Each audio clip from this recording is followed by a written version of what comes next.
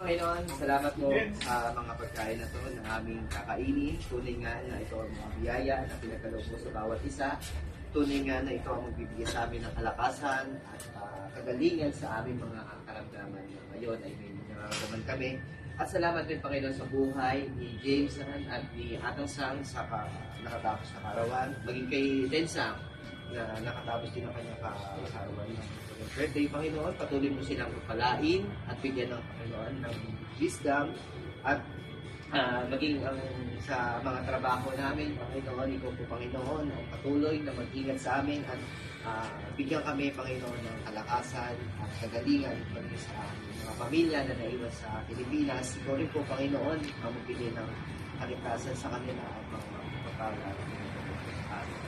Muli, Panginoon, kami po ay napasalamat sa mga pagkain na ito at ito aming na-enjoy na sa aming pagsasalungan. Patuloy mo kami, Panginoon. Kasaganahin at wala. Gusto ko dalangin sa pangalan ni Jesus. Amen.